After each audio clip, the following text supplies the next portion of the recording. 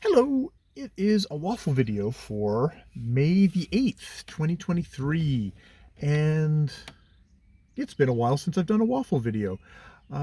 What's been going on? I've been working.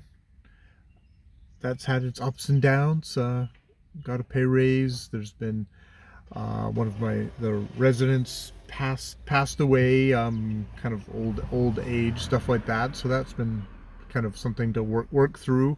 Of the population that I work with, there's a number that are, you know, or are elderly. I think of the people I work with at the house, there's now one person who was there, who was actually there when I arrived about 6 years ago now. God, 6 years. Um, and of those, three of them passed on, and two of them just moved out for various reasons. So, you know, it's a constantly ever evolving thing that way, and there's always different stuff going on in that.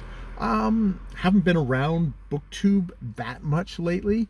Um, Dipping in and out. I think it's one of those kind of natural things of you get enthusiasms for things, and I still make the odd video like this, have that impulse, have that itch. But yeah, yeah, I'm doing various other things. I'm not drawing. I'm doodling. I'm still doing a fair bit of writing. Uh, so there's always always, what is this, always filling the time before the inevitable happens. And also always reading. I don't think my reading has slowed at all. I'm what is like going from what I've started the most recently. I'm listening to Index, A History of by Dennis Dugan, which is a nonfiction book all about the index, that thing in the back of the book that tells you how to find stuff within it. Which, it's funny, I don't actually read that much nonfiction, so I don't use the index, but you certainly notice when you don't have it. Actually, ironically, the place where I think I notice not having index the most is when I'm listening to audiobooks. It's like that's difficult. And just ebooks in general are not great. I find are not great with being able to kind of bop around with the index, at least on my Kindle. I find it like I'm always afraid I'm going to just lose my place. I'm going to get lost out of it. Whereas if it's a physical book, I could flip back and forth. But I'm reading a lot less physical books lately. The physical book I am reading at the moment is Davy by Edgar Pangborn, which is and it's definitely an older. I think I got it from a free library, and it's got a real cheesy cover of this young gormless dude carrying a French horn. In one section, it's a very 70s book. He's carrying a French horn, and then in the background, there's like naked people cavorting, and it's like born in a brothel, or raised in an orphanage, seduced by women. But actually, it's actually kind of it's got it. You think it's like, oh, this is gonna be a very lurid book, and it's fairly kind of frank with its sexual mores, but it's actually not slimy, and it's actually not treating the women terribly. Unlike I read Harlan Ellison's "I Have No Mouth and I Must Scream," a collection of short stories where I had read Spider's Kiss by Harlan Ellison, which wasn't actually, I think, a science fiction book. It was more of kind of a rock and roll book, kind of something like with Elvis. I can't actually, it's gone completely out of my head, but I don't remember that having that many issues with women. But holy crap, I the stories in this collection of I Have No Mouth But I Must Scream, or whatever the name of the collection is, it's like, oh, very consistently every story is a shrewish or betraying woman that is just like, oh my god, oh my god. I mean, it's a horror book. It is the stories are very kind of science fiction horror tinged, so there is that kind of like, oh, we're going for the nasty, angry kind of hard edge.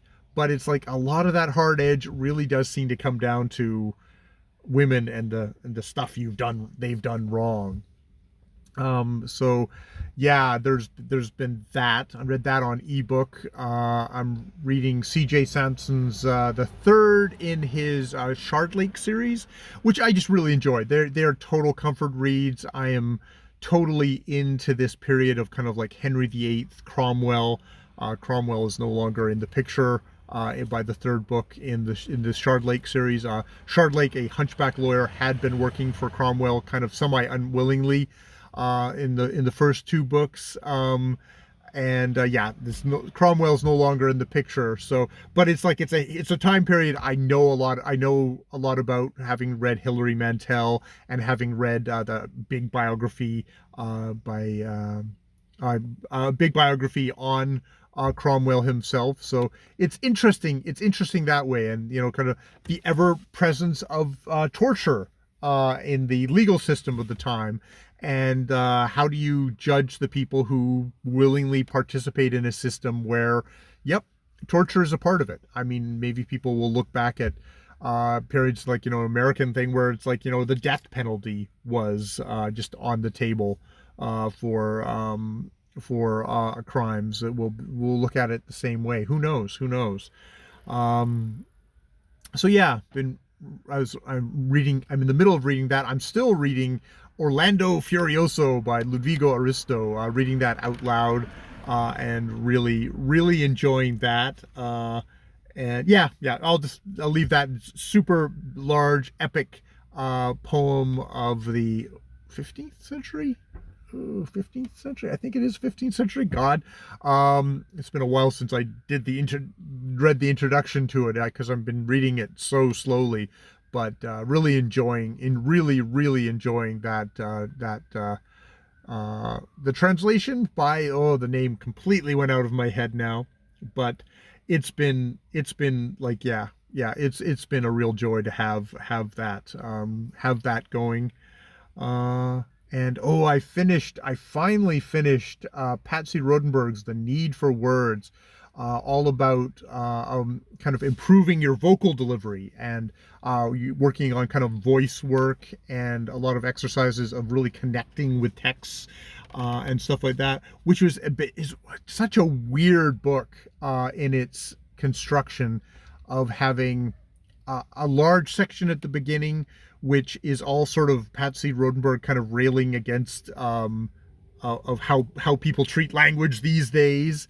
And this is a bit of an older book to begin with. How they treat language these days, it's like okay, that's okay. It's got a little bit of the kind of the older person yelling at the kids to get off her lawn kind of thing to it. Then, like, weirdly, finally, after like half of the book, we get this long chapter 5, which is all exercises, and super useful, interesting, engaging exercises that I just sort of went through, like one per week, working on, which I found really useful, really helpful. And I think one of my big projects will be to just sort of compile all the many exercises in that section together, and kind of sift through them and see which ones really worked for me. But it's like, wow, worth its weight in gold, that section. And then and then at the final part of the book, it turns into this weird kind of an actor's thing. She suddenly goes, well, everybody who deals with text is sort of an actor, so I'm going to suddenly switch over to being an actor versus just more kind of giving speeches or talking on camera and stuff like that. So it's much more like, how to deal with different texts, with like Shakespeare, with later with playwrights all the way up until to today, which was just like, this is kind of, it was interesting. And it was like, for just somebody who reads the literature, I think is kind of a useful, kind of a very kind of grounded, kind of very kind of like direct working with a text, and getting as much as you can out of a text, and connecting with the text that way. But it's just like so weird, kind of all over the place book. Really worth it. Just not very well.